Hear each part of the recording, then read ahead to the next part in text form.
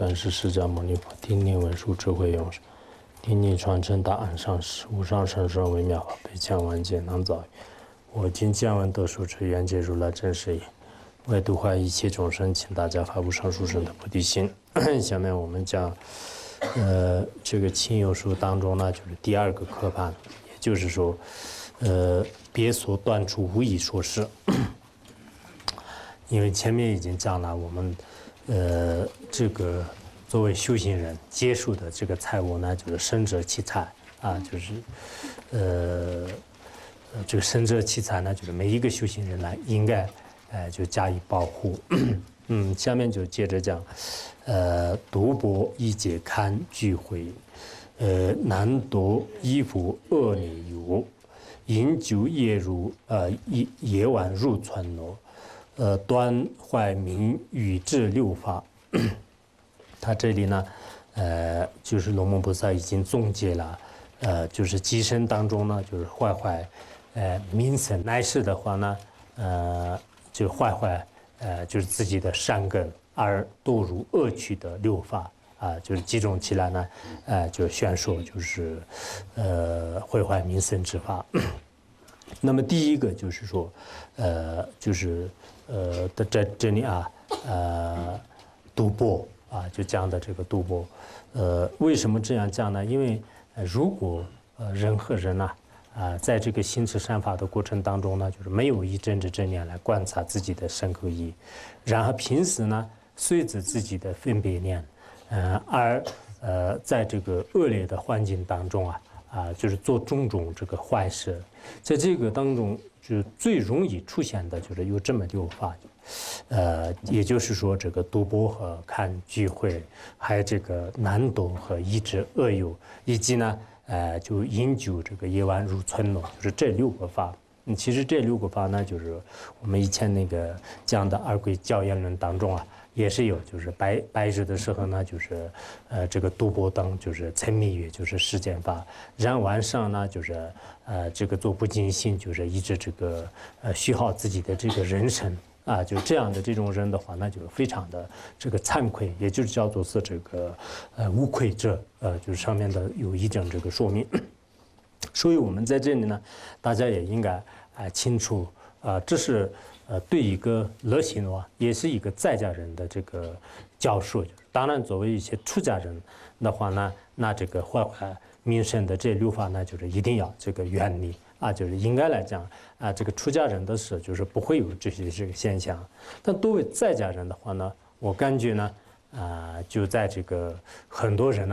就是连这个坏这个名声的六法当中都不能就是拔出来。就有些人的话呢，每天都是具足这六种法就看到现在的有些所谓的一些这个坏领导贪官就是他们的话呢我的以前就是在这个有些地方都详细的观察过，基本上都可以说是这个这六者都全部这个居住，就是所以说我们要当一个虔诚的这个佛教徒，当一个虔诚的居士的话呢，一定要用智慧来这个观察，就是不要呢就是信着这些法就这些呢，实际上也是最低劣的一种人的这个做法。所以说呢我想这些教言呢字面上应该很简单的这六个法呢不要说是我们在这里的长期这个学佛的有这个一定水平的一些知识分子，连实践的这个小学1年级、小学2年级的学生给他们讲就是就是赌博还有这个看聚会什么这个难躲当当，就是这六法就是讲的话呢，他一下就把这个数字呢都会背下来就背下来。前两天我们这个我看去年刚刚那个说的一个这个我那边的一个文俗这个小学就是也是全是出家人，就是有一个法师给他们传就是传了之后呢就是让他们就讲就是坏名声的六法是哪六种，然后每个小孩子呢就是一个一个算出来，就很简单的，就是所以说这个就是字面上是很简单，但实际上呢就应该大家要这个详细的观察啊，因为这个法呢，不是口头上做完了就可以，不是文字上已经这个写完了就已经这个完成了，不是这样的。应该就是这些神者们呢所讲的教书呢，我们这个能不能这个信则，哪些已经这个做得好，哪些做得不好。如果呢做得不好的地方，我通过就是什么样的方式来进行这个忏悔？因为这些这个教言的话呢，在我们这个佛教徒当中呢，就是龙母菩萨说了以后呢，再没有就是超过第二个了啊。可以说是无论是汉传佛教、藏传佛教，所谓的这个龙母菩萨呢，就是实际称为第二大波，名副其实的第二大波。对佛教呢，就是确确实实也是这个贡献也很大，而且就是获得神者果位的。像这样的这种这个教言的话呢，我想是没有人呢就是不承认的啊，就是谁也不可能不承认的。但是呢，具体就是我们能不能做到？希望呢，我们道友们呢，不要像是就是这流法的话呢，我顺便呢记得清清楚楚啊，就这样也不行的。就是这不是这个光是这个记在心里面就已经可以了，应该在实际行动当中呢，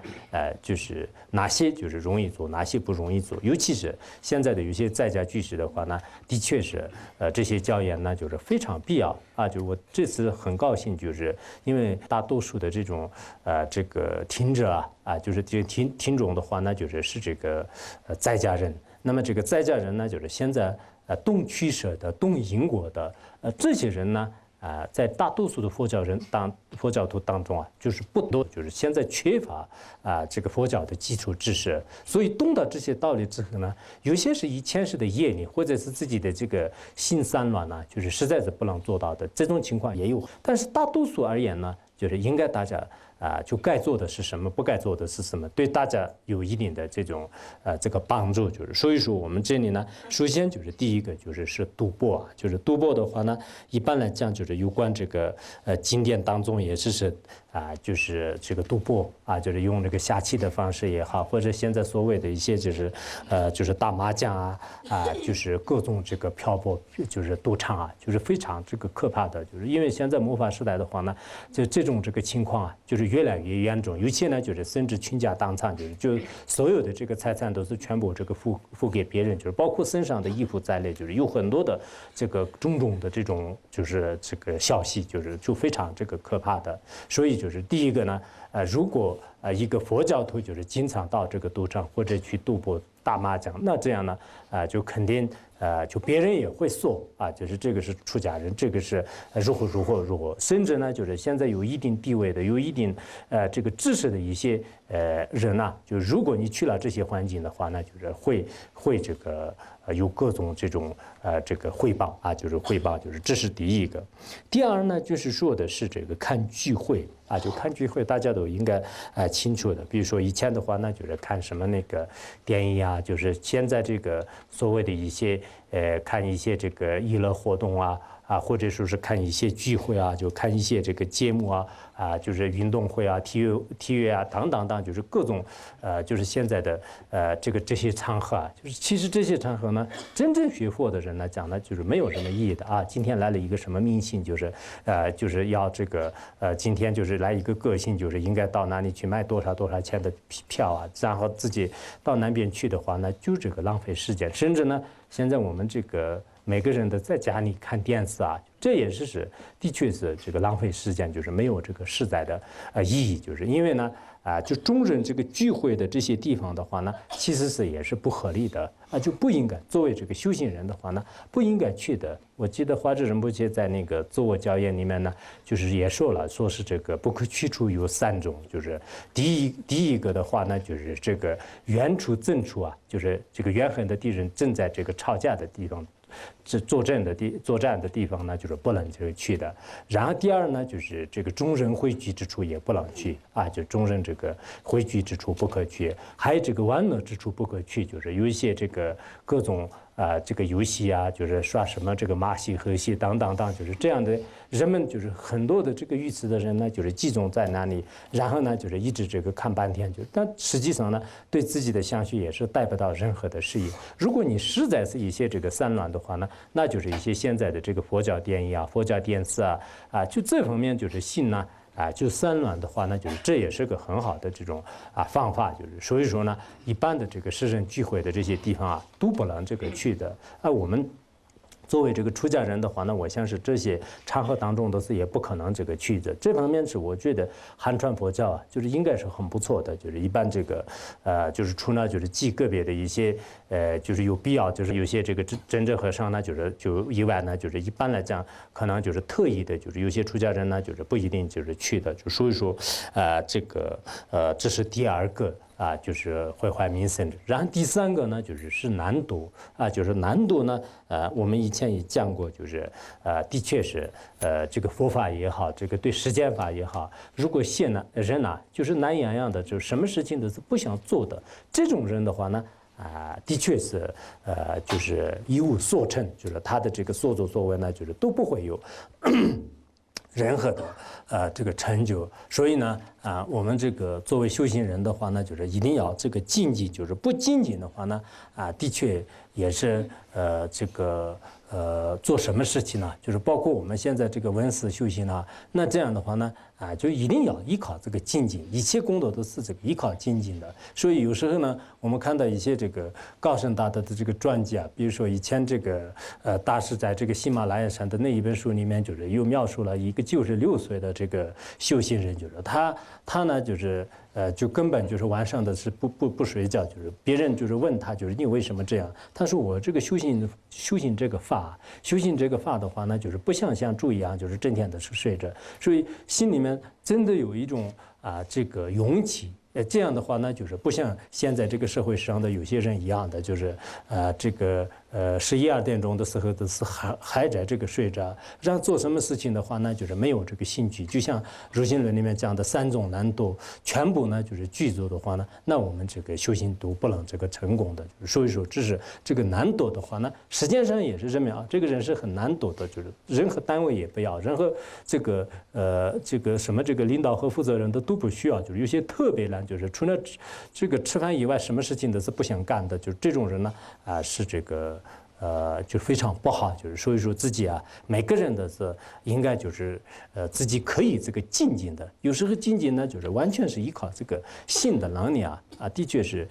这个早上的是也，我们希望我们在座的有些道友，我看到最近呢，当然现在是考试，但是可能有个别人呢，就还是早上睡得很厉害的，就是有些修行人呢，我原来也讲过，就是我们寺院有一个叫做是拉西堪波，就是他是今年是应该是82岁还是83岁，就是他早上基本上是这个4点钟，这是已经这个从小都已经这个习惯了。原来我去弘法寺的时候，那个本老也是刚刚上，当时是100岁，就是那个的话呢，他实质说是他每天早上都是3、4点钟这个起来。然后80多岁的人，100岁的人早上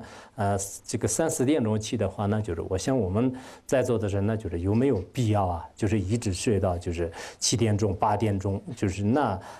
可能是不算一个真正的这个修行人，就这是你们自己这个要求自己如果你习惯了的话呢，你今天就是在11点钟这个起来的话呢，你明天也是你可以睡到这个11点钟，后天的话呢，就是也许就是还需要半个小时，再增加半个小时。所以人的这种恶习就是越来越就是越睡得越多，就是越这个贪婪性越强，就是所以。一定要这个精进。然后第4个呢，就是抑制恶友就抑制恶友呢，大家也是清楚的，就是所有的这些危害当中呢，就是这个恶友的危害是最大的。阿底峡尊者也说是修行人的最大的这个危害呢，就是恶友。以前我们这个看过的这个《毗拉耶经》当中呢，就是也说了，就是说是这个抑制恶友人3秒不得见就抑制恶友人3秒不得见。就是如果抑制恶友的话呢，那你以前的这个善法就是全部慢慢就是会坏的。所以很多人最后为什么说就是变坏了呢？就是依靠一些这个恶友。我们藏地有一种这个说法叫做呢就是这个往上拉的话呢，就是这个100个人也是拉不动的；往下拉的话呢，1个人也可以拉得动。就是如果一个恶友的话呢，就是拉很多人也没有问题的。因此呢，我们很常应该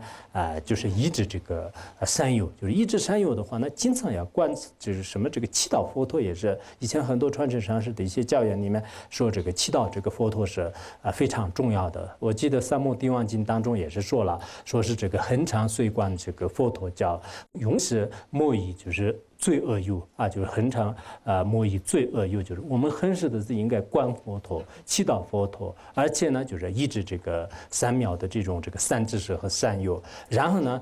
就是永远的是不要以一些这个贪心大的、痴心大的，然后这个嫉妒心强的，跟那些人经常接触在一起的话呢，那我们逐渐就是原来是个好人，也是慢慢就变成了就是会坏人的，就像蓟仙草呢，就是放在这个鱼里当中的话呢，就马上会被这个染污的。所以就是这是这个恶友的这个过患。然后第五个吧，就是第五个呢，就是饮酒啊，就是饮酒呢，我们前面也是讲过，就是有一个叫做什么那个诸法纪要经啊，就是全是那个宋词的，就是专门就是阐述了一些饮酒的过失，就是方便的时候呢，希望你们也就是看一下。然后还有呢，就是像那个就是《欢喜经》当中的话呢，就是讲了这个饮酒方面的一些这个36个过失啊。前一段时间我翻译的这个华智仁波切的饮酒过失当中呢，也讲了很多的这个道理，就是所以说呢我们现在实践人呢的确是这个饮酒的话呢，是一种这个疯狂的这个时代就这是对整个社会也好，对家庭也好，对单位都有很大的这个危害。尤其是现在的这个年轻人呢，但好的方面就是学的人很少，但坏的方面的话呢，就是抽烟、喝酒、打麻将，然后呢就是上这个歌舞厅，就做各种各样，就是龙母菩萨所讲的这几个呢，就是一瞬间都是可以就是做的就是我看我们就是实践上的有些的话呢，就是这个比如说吃晚饭的时候呢，就是大家就是一起这个吃肉就然后这个喝酒就开始，然后呢就是到这个打麻将的地方去，就是打麻将完了以后呢，然后就开始这个去一些不清净的这个歌舞厅，就是所以说现在有些这个部门安排就是有些这个贵客的时候的话呢，就是听说是这样的就首先是这个喝酒，然后去打麻将，然后去到什么这个就这样那样的就是地方，就是所以现在的这是很公开的一些，我看见的是很多日程表，就是看日程表看了以后，就是有些他们的这个接待的这种安排就是看了以后的话呢，就是现在的有些在家人真的很可怜的，就是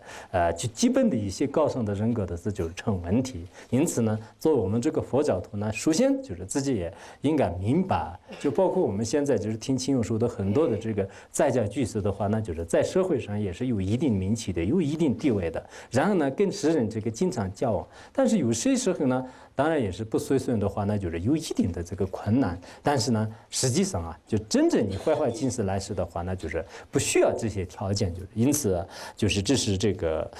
就是饮酒，就是然后呢就是这个夜晚的时候呢，就是入这个村落，就晚上呢，一般来讲呢，就是作为有智慧的人，就是不管是国王也好，大臣也好，修行人就应该就是住在自己的这个地方，就是不可能呢就是野行，就像以前吴光宗所说的那样，就是这个所谓的野茶的话呢，就晚上这个行，还有魔鬼呢，就是晚上行，还有我们实践当中夜里现前的就是这个猫头鹰就是猫头鹰的话呢，白天什么都看不见，就晚上这个出来。不过现在这个社会的话呢，也是这样的，晚上这个3、4点钟的时候的话呢，就开始就到处都就做很多的这个事情其实我们现在的这个时间呢，有时候可能是我太悲观了，就是看这个时间就是看不惯，但有时候呢，就是事实都是这样的。我们学了很多经典论点之后的话呢，看到就是现在社会的所作所为呢，真的是每天都是具足这个恶业是非常这个圆满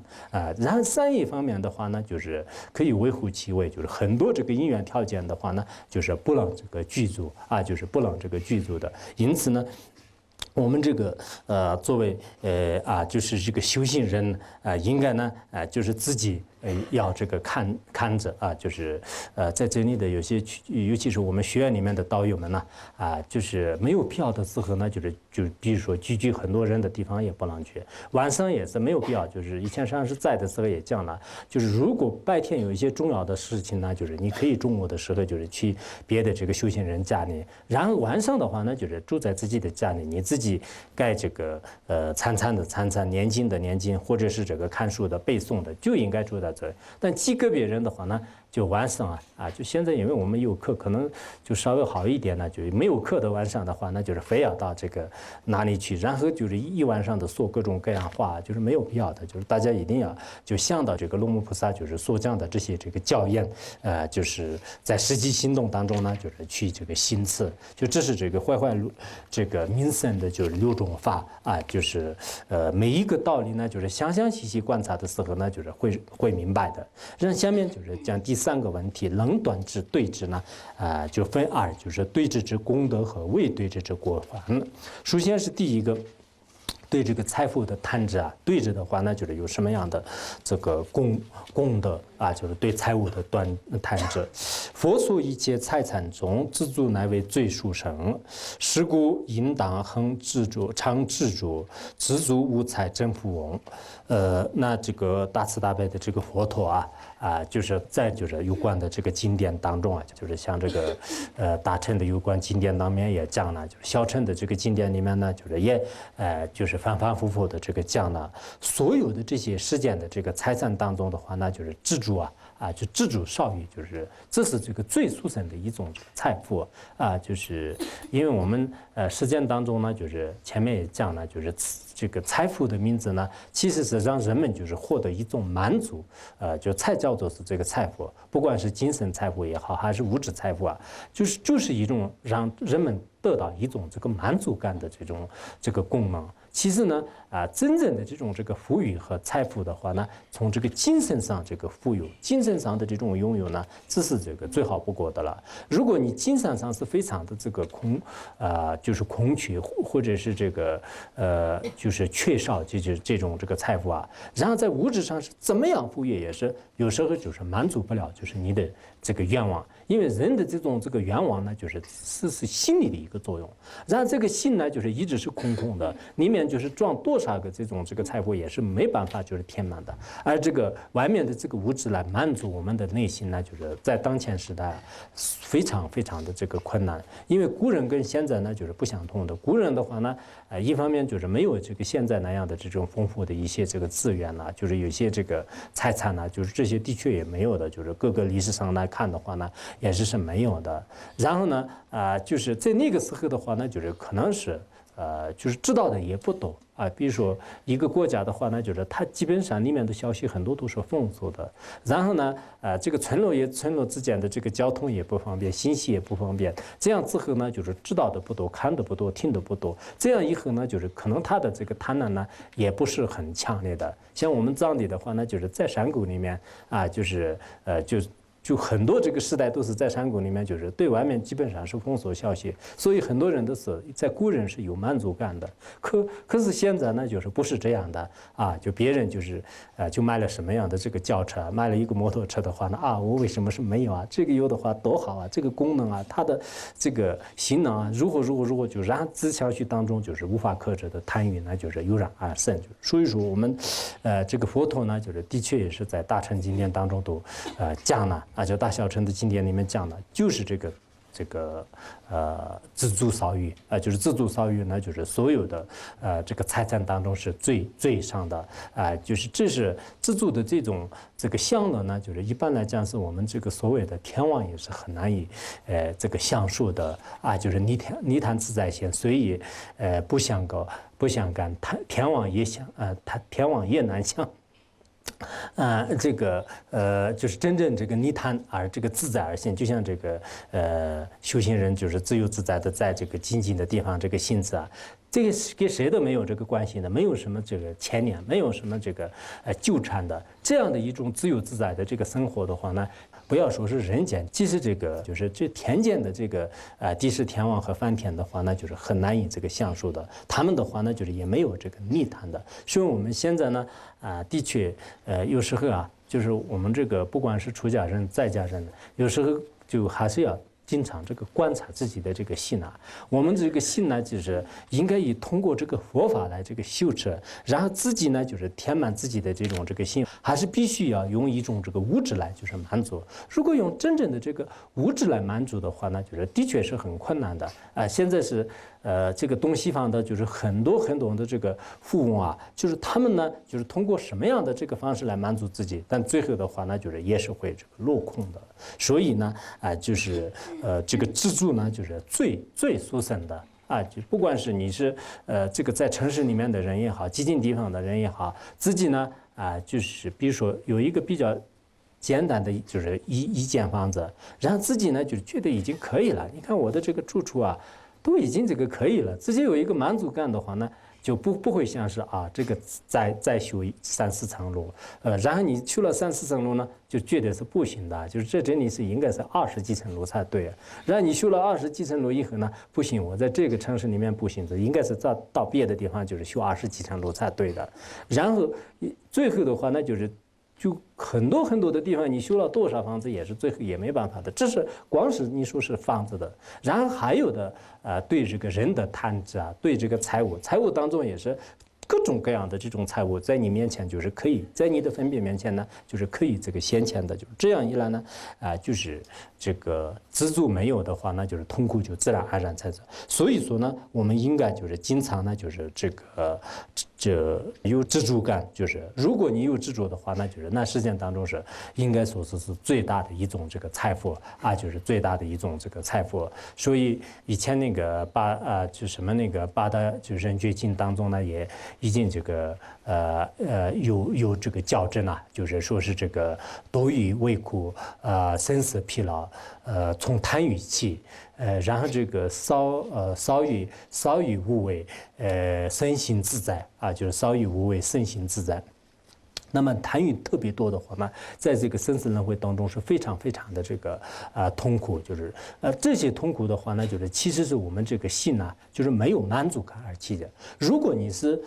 这个少欲自足，这样的话呢，在实践当中的各种反差的事情呢就没有了啊，就是很怎么说啊，就是自在快乐，就是特别的这个祥和，就这样以后呢。平时我们这个生活当中啊，就是大家应该要想到，就是这个所谓的这个自足呢，就是真的是在这个大乘佛法里面的这个大的这个顺缘，就是小乘佛法里面呢也要讲这个自足少欲。如果没有这个自足的话呢，就是在这个学居士论的时候也是讲过，就是真正的这种处理性的这种法器也是不能就是看位的。就因此呢，就平时就现在的这个社会呢，就需要这个自足。有了这个自足的话呢，人一般都是有吃有穿有住就已经这个可以了。然后在这个上面呢，就是跟别人的攀比啊，跟别人的竞争啊，很多的就根本不需要的。东西呢，就是对你的这种生活来讲呢，没有任何的这个作用。所以，这个作者的这一句话就是知足。如果自足的话呢，即使说你没有就是其他的这个财产，但实际上呢，在实践当中你是最大的一种这个富翁。就是我以前也是讲过吧，就是有一个富翁的话呢，就是他有很多的这种这个房子和这个钱财就是但是呢，就是他一点都是不快乐不开心。然后他的这个隔壁呢，就是光是卖豆腐的，就是这个一家人，但是他们的这个房子里面呢，就是经常是传出这个笑声和这个欢乐的这个声音。后来这个富翁呢，就是觉得是特别奇怪，为什么是他们就是如实的快乐，我如实的不快乐？后来有一个人呢，就是说是他们的这个快乐呢，其实没有这个财产有一定的关系。你如果给他们就认一些银子的话，那他们也不会快乐的。后来他这个好像50两还是500两，就是那个银子呢，就扔到就是他们的这个房屋里。从此之后的话呢，就是他们想着我们这个怎么样报复啊，怎么样开始这个做这个生意呢？就是如果就是来强盗的话，那就是怎么样这个防护啊，等。从此之后，他们的这个孝顺呢，就是已经没有了。了，就是他们的这个开心呢也没有了。实际上的确也是有时候就是这个所谓的对这个世间的这些财富越来越多的话呢，也有痛苦的。然后你心里面就是没有一种满足感，一直贪着的话呢，那这个现在世界上的很多人呢，因为不懂得这个道理，拼命的去这个追求，最后呢就是一点都是不快乐的。所以有时候呢，我们也可能感觉到，就是到了这个一些山里面的一些修行人呐，他们的这个生活也简单，住处也简单，然后这个吃的穿的都特别简单的，可是心里面呢就是有这个无比的这种欢喜心，没有任何的这种担忧。这些人呢，死的时候也是很快乐的。就以前我们学院当中也是有些这个出家人呐，圆寂的时候呢，就是因为平时对这个财富的担着都是没有的，在这个死的时候就是非常的安详，就是有些是以死自我是这个死的，有些是坐着这个安详往生的，这种也是有。但是反而有这个财富的人呢，就是非常的这个担着。我记得好像在96年的时候，有一个我们当时这个女总医务室就是有一个师傅就是死了，就是死的时候呢，就是旁边的很多医生也是这样告诉的，就是他临死的时候是一直捂着一个红色的包，就一直就是这样，就是最后的这个死了，就是死了还是很惨的，就是当时死的时候。但后来死完了以后，他们一打开那个红包的话，那就是里面有1万块钱，就是然后呢，就是大家都非常害怕那个1万块钱，就是马上可能是处理就是年金。就是，所以我们呢，就是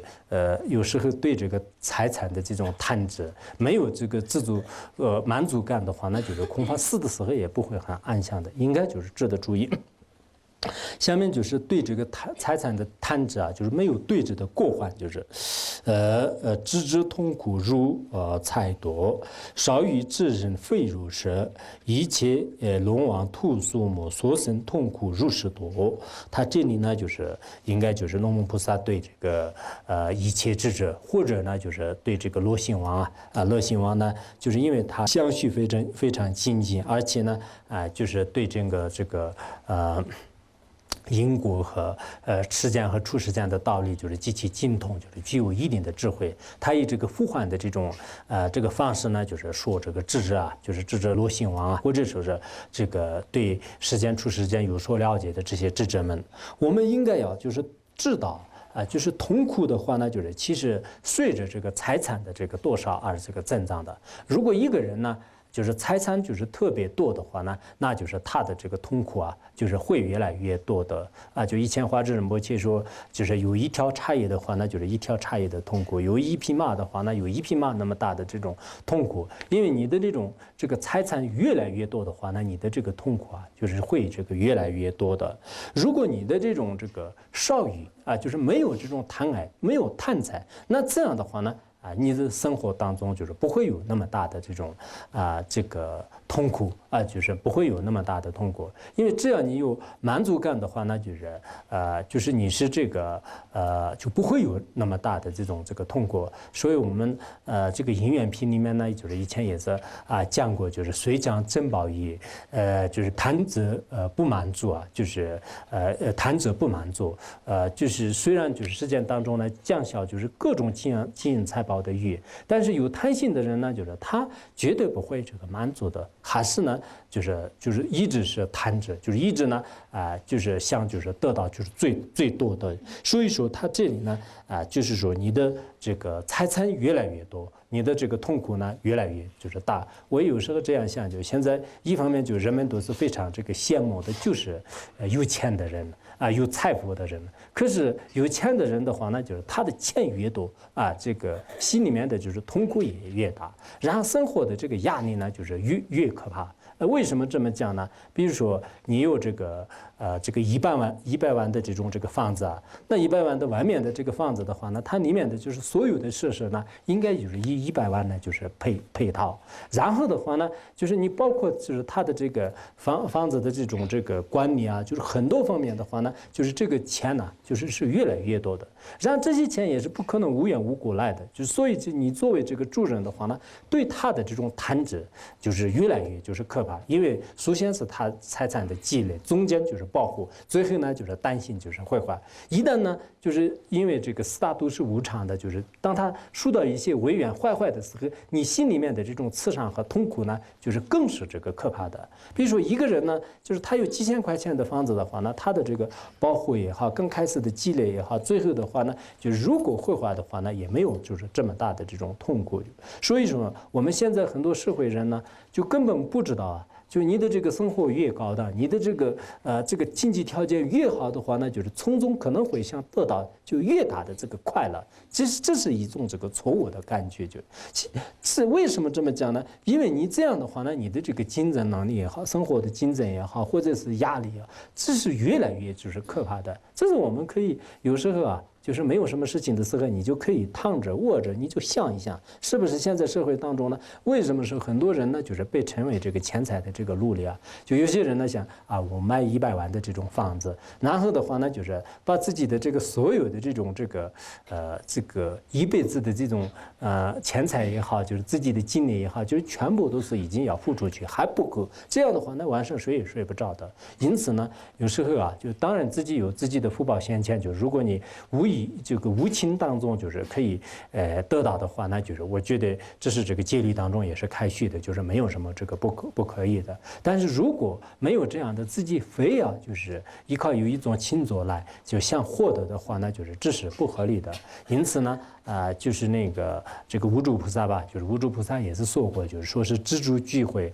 最富裕，不贪一切最快乐。啊，就是知足聚会最富裕，不贪一切最快乐。其实我们不谈什么，如果你的这种财产就是无情当中自然出现的话，那你就自己可以接受。就是除此之外，你非要就是想到一个就是很快乐的，就是最高档的这样去祈求的话呢，就是最终也是自己啊，就是的确是得不到，就是反而呢就是激起的这种痛苦。所以他这里用了一个比喻。比如说，这个实践的这个在水里面呢，就是叫这个龙王，就是这个龙啊，就是很多这个龙王的话呢，就是不相同的，因为他们的这个业力不相同。业力不相同的话呢，一般这个龙王里面就是有些是有很多头的，就是有一些这个蛇头啊，就是蛇头上面呢，就是有些历史上面说是这个有这个宝珠啊，就是有很多宝珠。那么就是有些有3个头的，有些是有5个头的、6个头的、有10个头的，乃至这个很多头的，就是这样的这个龙王呢。不同的，但是它的这个头呢越来越多的时候呢，就是在当时这个龙王在龙宫当中的话呢，就是说明是他是最富裕的。我们现在就是有些人有多少轿车，有多少房屋，有多少这个存款呢，就是当，就是那人当时这个龙王们呢，就是觉得是他。这个包住的头啊，就是越多的话呢，就越认为是他是这个富贵者，就是他们的这个传统和习惯是这样的。可是详细观察的话呢，他这个因为龙王的这个业力的现前呢，就是大鹏呢，就是特意的给他们降下这个热煞，就是在水里面也是他受到这个热煞的这种攻击。当他热煞的这个攻击受到的时候呢，往往都是在这个他降临到就是头上，就是降临到头上的时候呢，有1个头的呢，就是这样保护1个头就可以了，就是不会那么痛苦的。可是就是比如说我有100个头的话，那就是每一个头呢，就是都降下热煞的，那就是他的这种痛苦呢，就是非常非常的这个难受。所以以这个比喻来，就是说明我们这个现在世人呢，你财产就是越来越多的话呢，那就是你的痛苦是越来越多的。表面上看到呢，我在香港有一个公司，深圳有一个公司，然后呢，就是在北京，就是还有在这个陕西，就是在几个地方呢，我有什么这个公司啊，然后这样表面上看到，哎，这个大老板真的很有成功的，很不错的，你看开那么多公司，然后有这么多房屋，有这么多轿车，真的是很快乐。其实呢，就不快乐的，就是每一个这种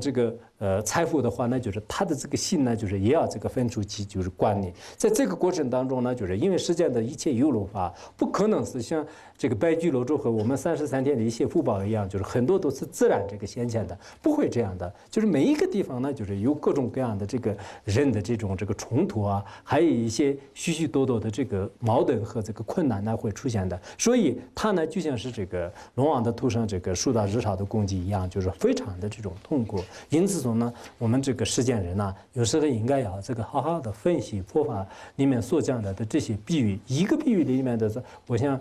一般的这个实践的学校里面呢，就是根本学不到的，就是一些真正的这个心理的感受，或者是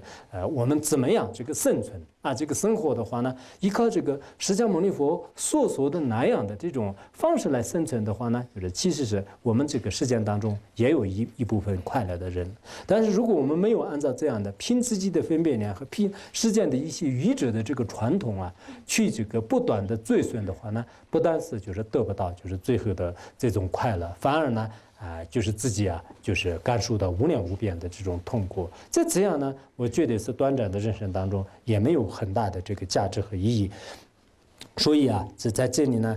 就是大家也应该平时我们作为这个修行者自己的话呢，也会这个经常要注意，就是有些这个出家人这个也是同样的就因为出家人呢本来也是对这个财产的看破就是很重要的，真正是你的这个财富就是成为这个弘法利士，你把它观着这个如幻如梦那样的话呢，那有些这个财产也是不管是别人就是有看法没有看法，但实际上对你来讲呢是没有障碍的。以前我们藏地非常出名的这个嘉阳群财王吧，他的这个财产呢非常富裕，就是像当地的这个国王和没有什么差别的，但是呢他的确也是对这个所有的财产的事就没有任何的，就是跟华州仁波切对话的时候呢，你的就是现象上连这个你的母案的这种执着都是没有的，就是后来华州仁波切也是在现象上是他就受到了很多的这种深深的这个教诲，就是所以说如果有这样的这种境界的话倒是可以的，但没有这样呢，一般的优柔的财产的话呢真的我们都非常这个担心就是在死的时候的是就是想着这样的，就是包括有些人呢就是中度的时候的是开始我的存款单原来有一个人就是中间就是因为没有注意就是吃野菜的过程当中的话呢，就开始这个就好像就是稍微就是有一点这个说话就是不准，就是那个时候呢不断的说我的存款单我的存款单。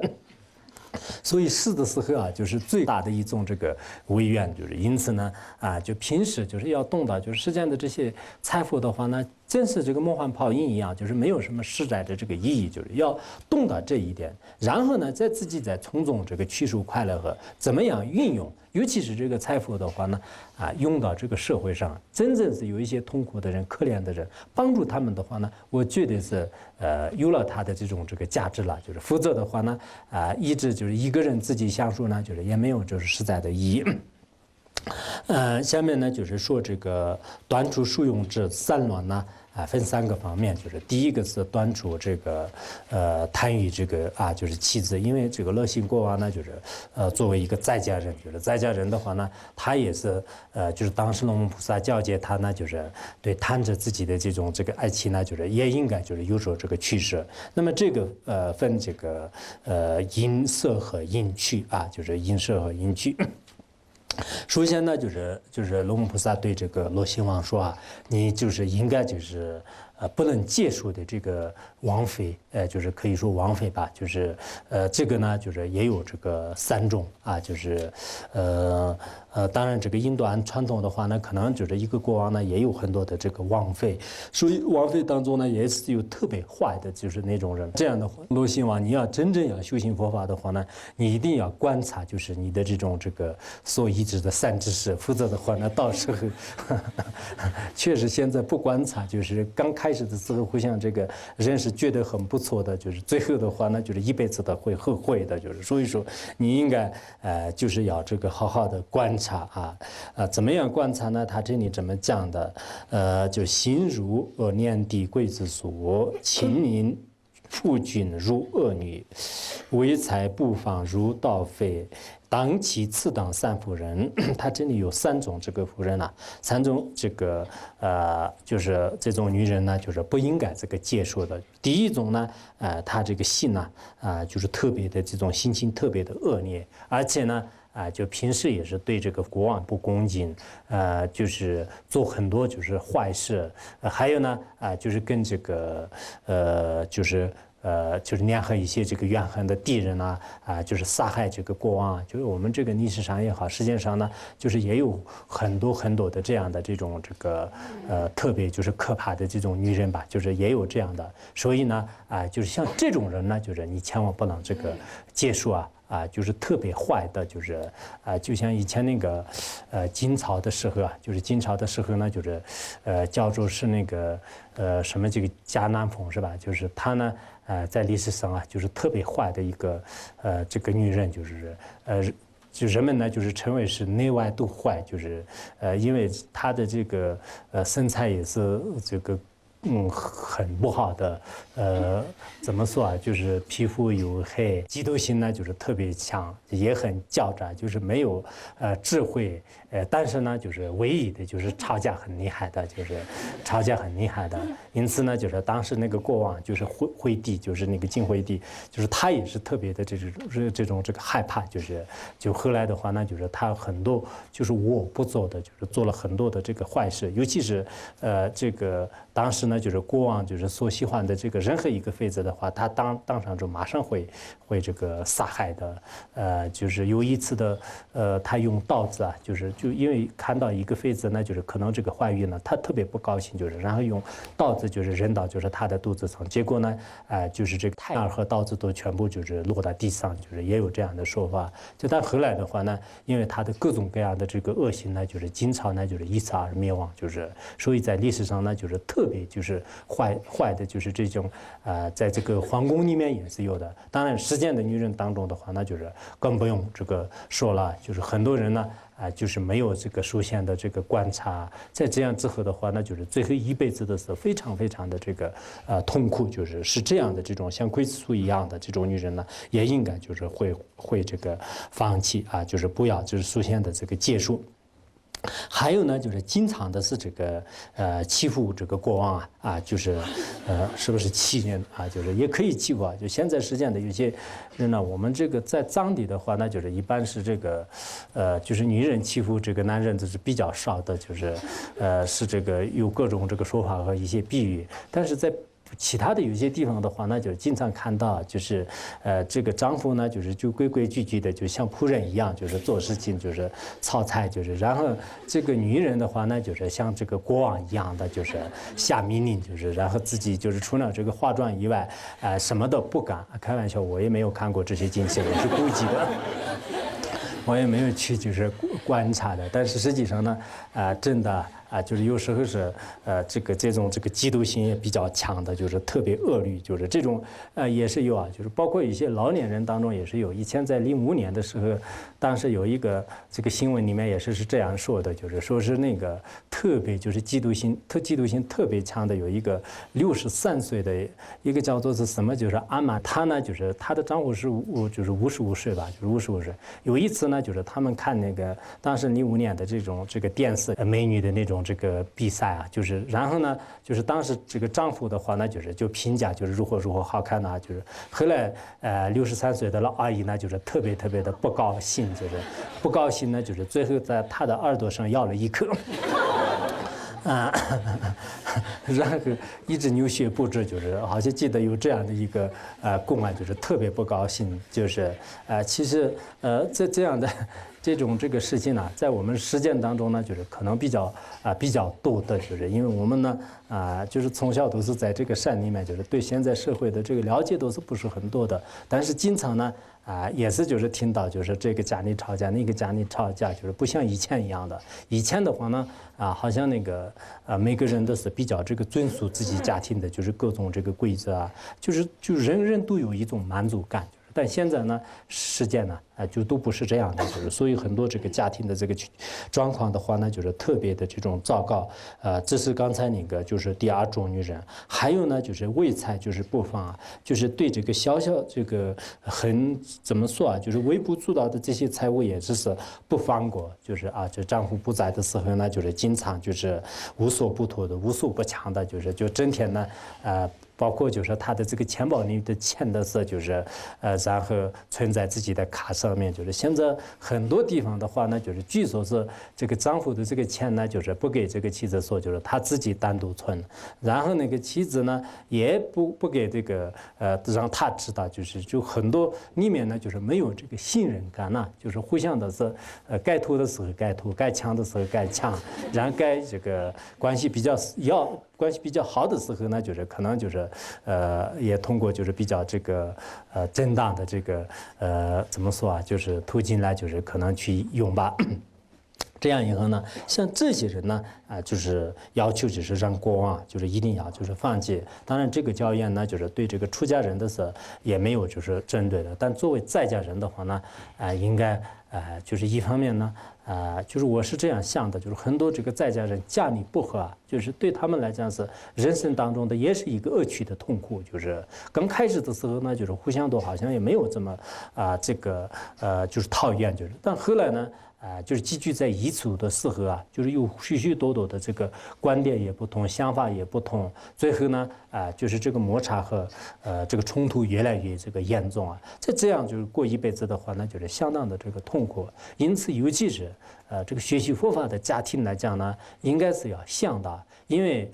前世的这个因缘呢，就是今生当中呢，就是转生到这个一个家庭里面。那么一个家庭里面的话呢，互相都应该有一种这个宽容啊，有一种理解啊，有一种这个相合感的话呢，就是对自己的家庭呢，就是也应该就是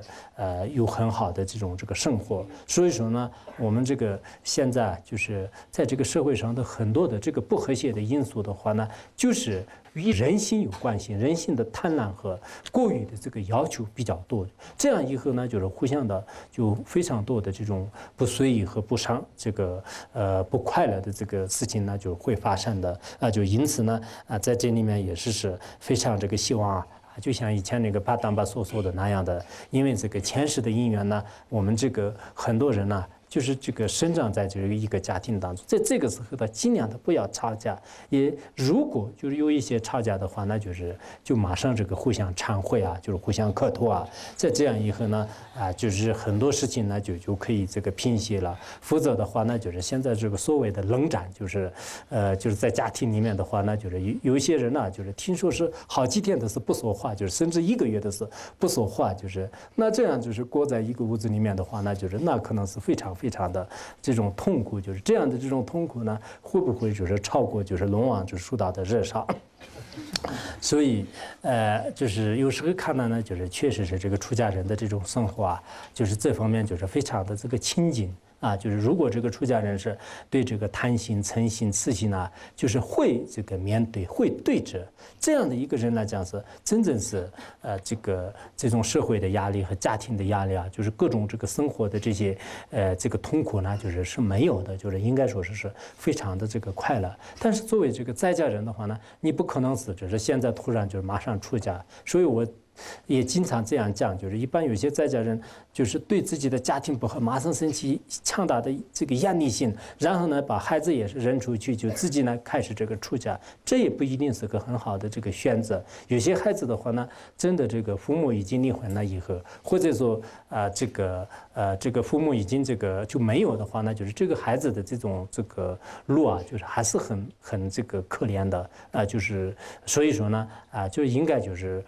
放下就是自己的这种自私的有些心啊，就是应该就是对自己的怎么说啊，就是这个修行呢，就是有利的一些事情呢，就是进行就是操作，就是这个很有必要的。下面讲是那个迎娶的就是乐兴王呢，就是你应该接受的这种王妃，就是应该有这么几种：随顺自己入之入之美，情图义和若之有，仁爱自己，四次母听从，如护敬若神。那这个对于国王的话呢，你可以这个迎娶的呢就其实也有这种4种妻就是4种妻子。那么哪几种呢？就是一个是这个随顺自己的，就像是自己的这种妹妹一样的。其实我们这个每个人的话呢，一般就是比如说就是妹妹对哥哥的这个随顺性呢，就是跟这个其他家人都是不相同的，就是这是就是第一种。第二种的话呢，就像自己这个正常的就是中性的这种好友一样，是是这个真诚的这个心心相印的这种好友一样，就是这是一种。然后第3种呢，就是仁爱自己的这种母亲一样的就是你的这个王妃呢，是母亲一样的。还有呢，就是第4种吧，就是听从，就是一切这个吩咐的，就是像仆人一样的。如果遇到这种或者是具足这些法相的这个王妃的话呢，对这个乐信王来讲呢，就是你可以这个接受就可以这个接受。这也是我们可能就是有些历史上也可以看到的。一般现在在家的这个生活状况当中看的话呢，有些人这个家庭呢就还是很和谐的。应该说是这个一方面是可能佛教的家庭呢，就是家里的是有大家共同这个学佛共同发愿做这个善事在这样的话呢，这也是非常好的。我们看释迦牟尼佛的传记的话呢，包括这个世尊也是在生生世世当中呢，也有很多的这种发愿的这个经历，也是成家结婚的一些这个经历就这样是非常多的，所以说呢就过这样的这种生活呢，也可以。然后从历史上看呢，就是比如说这个好的一些这个王妃的话呢，像以前那个这个顺治皇帝吧，就是顺治皇帝的话呢，就是当时也是有些历史上面说是那个董小宛呢，他呢对他非常的这个慈爱，然后有些历史上面说后来这个顺治就因为他可能被杀了还是怎么的，后来他的这个出家呢，也对这个僧祇处理性也有一些这个关系，也有这样的这个。说法可以说是像他那样的几种也是有的。还有呢就是以前在那个齐国的时候，那个齐献王的王妃就是那个叫什么那个钟无艳就钟无艳呢，在这个中国来讲是好像那个4大处女之一，非常的这个难看但是呢，她这个外面是很处的，但是呢，她的这个才华呢，举世无双，也是非常的这个了不起的。在那个史书里面呢，说是这个什么这个40为佳，基础无双他在这个40岁的时候呢，因为特别丑是没有这个嫁出去，但是呢，他的这个内在的这种智慧和一些背信非常的这个不错，后来呢那个齐宣王已经这个就接受他之后因为很多的这个建议呢，对他的这个过程非常有利的。原来呢，那个齐宣王呢，花天酒地，每天都是做很多一些非法的事情，当时他的这个王位呢，要这个。就下来的时候呢，依靠他的非常合理的一些建议最后的话呢，整个这个齐国呢，非常这个强盛是这个原因呢，也是这样的，也有这样的这个说法。还有我记得那个唐太宗唐太宗的话呢，他的那个妃子叫做张顺是吧？张顺王后。那个皇后的话呢，也是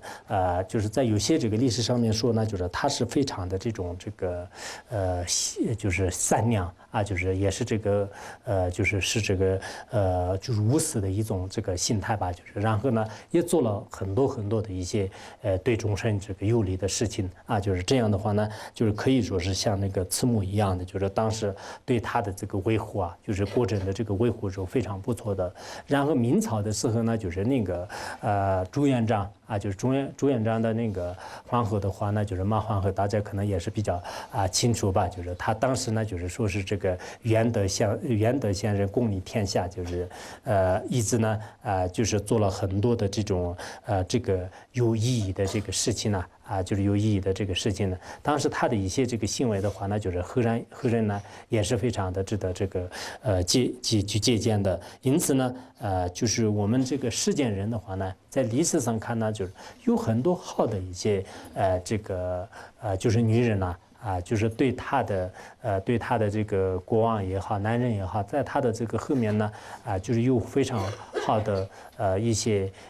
不管是这个操作也好，建议也好，就是这样以后呢，就是他的种种的这个事业的这种完成呢，就是也有这个关系的。但我想呢，我们这个作为一个佛教徒的话呢，就是刚才也讲了就是这个前世的这个因缘呢，就人这个聚合在一起的话呢，就是应该有一种这个和合的感情，就是这是很重要的。包括我们现在的一些金刚道友的话呢，因缘聚合就是集聚在一起。那么集聚在一起的话呢，因为这个世界都是无常的，那么不可能是我们呢就是这样这个永恒的这个住在一起的。只是呢就像有些这个论点里面所讲的一样的，就是在这个市场上呢，就是两个买卖的人就是集聚在一起一样的。不管是你一家人也好，一个班也好就是众多的这个人呢，就是最终呢就是会这个分开的。在这个时候呢，如果是这个性格善良，就是人就是非常的这个献善呢，遇到这样的人的话呢，那么就是对他所接触的这个人呢，就是都有非常大的这个帮助。如果我们没有这样，就是自己也是这个心特别的狠毒，然后呢，就是行为也是不如法，最后就是对很多人带来这种精神来世的这个痛苦。所以我们在座的人呢，应该就是作为这个出家人的话呢，虽然就是没有就是后面就是龙摩菩萨对这个乐兴王的这种这个取舍这个女人的这种这个教言呢，就是对出家人来讲是这个是不重要的。但是呢，对这个在家人来讲呢，我想是一方面呢，就是自己对自己的生活呢，一定要有一种非常高的智慧来进行选择。同时呢，就是你的这种因缘具足之后的话呢，你基本的这种人的这个人规呢，就不能这个违约。在这个基础上呢，你就修学佛法也好，做实践法都非常不错的。否则的话呢，现在有些人呢，作为这个学佛教的人也是。就连基本的一些人规道德都没有的话呢，就是更高的一些处世间的这个佛教的一些境界，就是在你的相续当中升起来呢，也有一定的这个困难。所以呢，我们就是听说呢，这个教言呢，就是一定要就是对自己的这种相续呢，就是得以这种改造改正。那改正的时候呢，就是这个着重对治。对人和对财物的这种贪执，如果你对人对财物呢，就是没有特别大的这种贪执的话呢，那你今生当中也是过得很快乐的。我们有时候可能你们也感觉到，就是山上的一些修行人呐，然后呢，他们对这个财物呢，就是好像是也是这个山上的草木一样，就是没有什么这个贪执。尤其是在这个在这个闭关多年的一些修行人来讲呢，你给他面前呢。就讲一些金银财宝的话呢，就根本就是他不看这是一个这个财物，然后在他面前呢，就是我们现在世人特别喜欢的，就是化妆的，就是穿漂亮衣服的。那么这些人呢，就是跟他面前看的话呢，他也是就是感觉就没有什么，在他这样的这种骨乳血肉不清净的身体上面，就穿这个漂亮的衣服也是假象而已，就是在他的境界当中的话呢，就根本不会什么贪着的。如果他有这样境界的话呢，为了就是这些的这个好的对境呢，不会有这个轻浊的。所以呢，我们实践人呢，有时候在自己的环境、自己的这个身边的这些友这个恶友就有很大的这个关系。因为你既然就是存在这样的一个环境当中，不得不卷入这个贪念的这个波浪当中去的，所以有时候在这个大城市里面的话呢，就是确实是端出这个贪欲就是非常大的这个困难，因为外面的诱惑力是非常这个强的。而在这个寂静地方呢，在这方面比较而言呢，我觉得还是这个顺缘比较多就顺缘比较多。所以为什么呢？就是自古以来的是很多这个修行人就成就的地方呢，就是寂静地方的原因是这样的。当然极个别的比较善根好的有些人的话呢，也是在这个城市里面呢，还是这个成就的人也比较多。就是现在也是，我都有时候看到就是在城市里面的有些人特别的精进，不看电视，当然就是对外面的就是各种聚会的地方都是从来的是不去的。然后自己呢，就是该去的就是上班该去的这个工作完了以后呢，吃完饭以后就开始这个佛堂里面精进修持。有时候看到他们的这个行为的话呢，就是我们这个出家人都有点惭愧。就是去年有2个出家人给我讲，就是他们说是在某某居士家里是不敢住。我说为什么？因为那个居士呢，一早就是早上4、5点钟就起来念经，就是然后我们2个出家人一直睡在那里，特别不好意思。从此之后再也不敢住在他家里。所以有时候的话呢，就是出家人很惭愧，就是居士呢非常精进的。当然有些这个居士的话呢，也是非常这个难得，就是所以我们出家人也算是还不错的，就是也有这样的啊。当然任何一件事情的话呢，都是要这个一分为二的分析，就是不应该呢就是说是啊你是出家人是最好的，你是居士是最好的，不能这样评价。所以我们每个人呢，就是因为自己的前世和今生当中的精进努力啊，很多的这个因缘，但是最需要的是什么呢？我们心里面真正是对这个佛法的这种信心啊、求学啊，是永远是不能改变的。如果这样做下去的话呢，啊，每个人的这个修行呢，肯定会有进步的。好，讲到这里。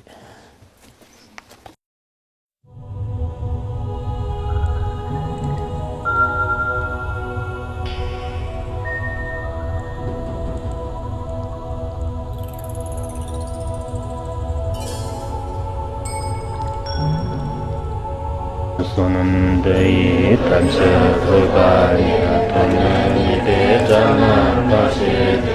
jirgana jirano chupai chupun solen roa sho